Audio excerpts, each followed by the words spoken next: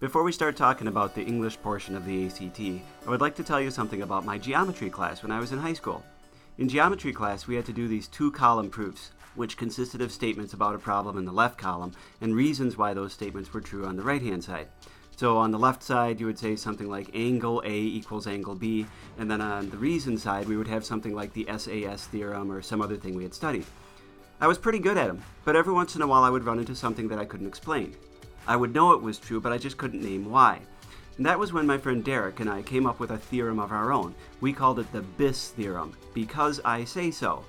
Our teacher didn't recognize the BIS theorem as a valid response, however, but we thought we were pretty clever. I bring this up because the English part of the ACT is a lot like the BIS theorem. In this section of the test, you encounter a lot of sentences that may or may not need fixing up. You can probably make a pretty good guess at which answer is the right one, but it would be nice if you didn't have to guess. It's a lot less guessing and a lot more certainty if you can approach this part of the test knowing some of the actual rules that govern standard English usage and mechanics. This might require reviewing how and when to use commas and things like that, but that kind of review sure beats the BIS theorem. The ACT English language section involves 75 questions based on 5 passages. You have 45 minutes in which to answer the questions. As with all the sections, you accumulate a higher score by answering questions correctly. The ACT people do not punish you for incorrect answers, but rather reward you for correct ones.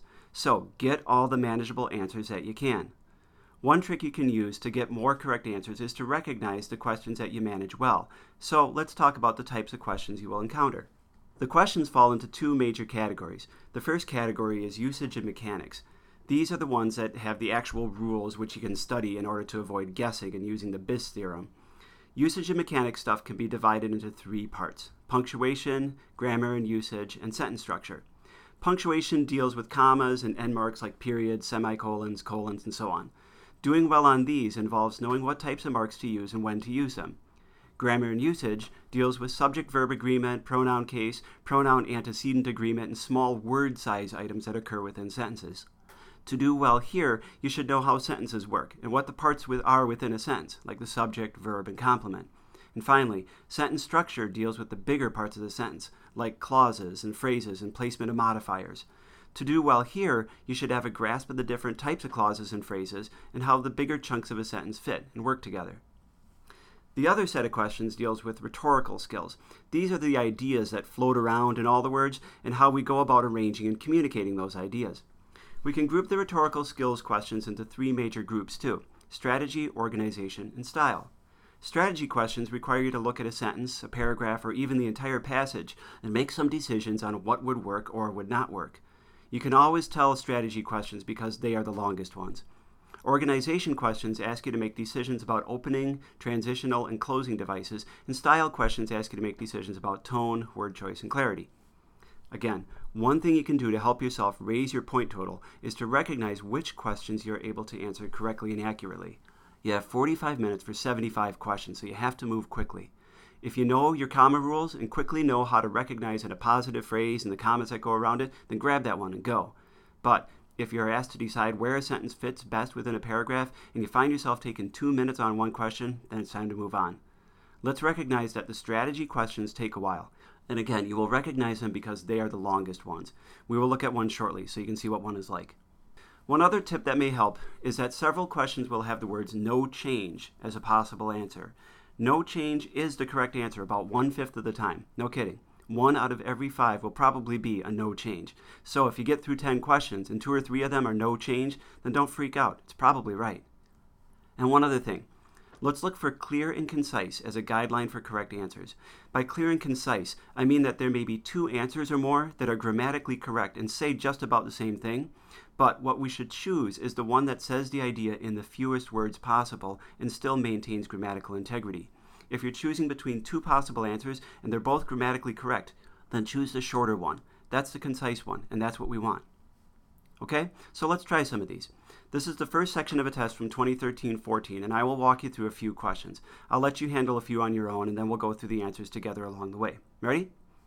Let's tackle the questions as they arise. We don't need to read the whole passage ahead of time. So number 1 reads as follows. The nature trail is 6 feet wide and 7 miles long. It slithers through the forest like a snake, and then we have the underlined part, snake curving and bending along the banks of the river. Now, it's the underlined part that demands our attention, and I don't know about you, but I already see something wrong with this. There should be a comma between snake and curving. Why should there be? Well, some of you might say there's a pause, and you're right. We pause a little when we read it, but that's not the real reason. The real reason is that curving and bending is a participial phrase in the middle of that sentence, and we put commas around interrupting expressions like participial phrases and appositive phrases and big adjective clauses and things like that. And let's recognize that the whole thing after snake, curving and bending along the banks of the river, is a big adjective that modifies what kind of snake that we have. So, does one of our answers give us a comma after snake to set the adjective apart? B does, but so does D. Okay, so what's the difference between the two of them? B doesn't have a comma at the end, but D does. So which one's right? Well, let's go back to the sound of them. It slithers through the forest like a snake, curving and bending along the banks of the river. That's B, with no pause after bending. Now, it slithers through the forest like a snake, curving and bending along the banks of the river. That's D with a pause after bending. It doesn't sound right, and it's not. And let's recognize it's more than the sound. The big adjective covers everything to the end of the sentence, and putting another comma there in the middle of it disrupts the adjective that we have there. So let's go with B. And let's look at how we solved this one. We noticed something about the underlined part that wasn't quite right. We proposed an answer, and then we looked at their offerings. Two of their offerings fit our proposal, but when we looked a little bit closer, only one really worked. And that might happen kind of often, that we have two possible answers and we have to choose the one that works better.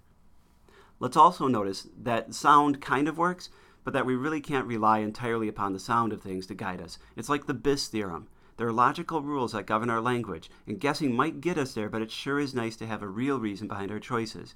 And if you don't know your comma rules, for instance, take a few minutes to really commit them to understanding. It beats guessing and inventing rules as you go along. So let's try number 2. Which of the following alternatives to the underlined portion would not be acceptable? So, the one we have to begin with is okay, and there are 3 choices that are also okay. But there is going to be one that is not okay, and we have to identify that one. For this one, we're going to have to look at the answers themselves and find the one that doesn't work. So let's look at them. Letter F, the county cleared this path, paving it with packed gravel. Yeah, that one works. It becomes a participial phrase, which is a big adjective describing the path. So it's not F. Letter G, the county cleared this path and then paved it with packed gravel. Yeah, that one works too. County is a subject, and now it has 2 verbs in cleared and paved. So it's not G. Let's try H. The county cleared this path before paving it with packed gravel. Yeah, that one works too. We have a prepositional phrase starting with before. So it must be J, right? But let's check to be sure. The county cleared this path, paved it with packed gravel. Yeah, that's the one. If it had an and in there, it would work, but it doesn't. No siree. And let's notice what we did with this one to solve it. It was an unusual question because it asked for us to find the one that did not work, and we had to examine the choices in order to find that non-working one. And notice again that we found the ones that worked, and there were reasons, actual grammatical reasons behind them. Okay, so these have been usage and mechanics questions. Now we're going to jump ahead to some that are on rhetorical skills. Take a look at question number 5. The question reads, if the writer were to delete the preceding sentence, the essay would primarily lose, and then we figure out what it would lose. The previous sentence reads, that's the nickname I gave my motorized wheelchair. Now that's interesting. That's the first time we hear about the wheelchair, and this detail comes as a bit of surprise. I mean, up to this point, it's been a hike through the nature preserve, and now it's a little bit different. I think it's kind of cool that this guy gets out there in the chair, and I'm going to look for an answer that reflects that. So let's look at our choices. Now, this is a good example of a question we might pass on at the moment. It's not A, but I don't know if we can make a judgment on the rest of the essay quite yet. How about we do this? Read through the rest of the passage and ignore the questions, and then after reading the passage, take a minute to address questions 5, 11, and 15. You can pause me while you do that.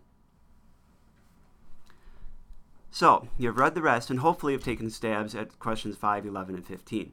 I chose those questions because they are rhetorical skill questions as opposed to grammar, usage, and mechanics. And let's go back to question 5. It's sure not A.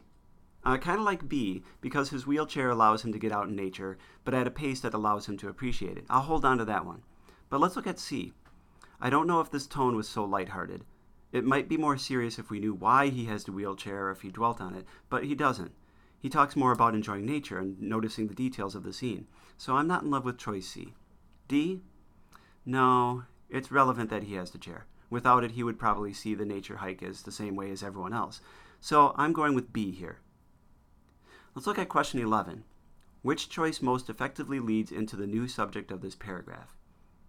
Again, This one is not a language question. It deals with ideas. And if we substitute B, C, or D in for the underlined part, none of them makes the same contrast that we get between him and the speedy bicyclists. I'm going A on this one.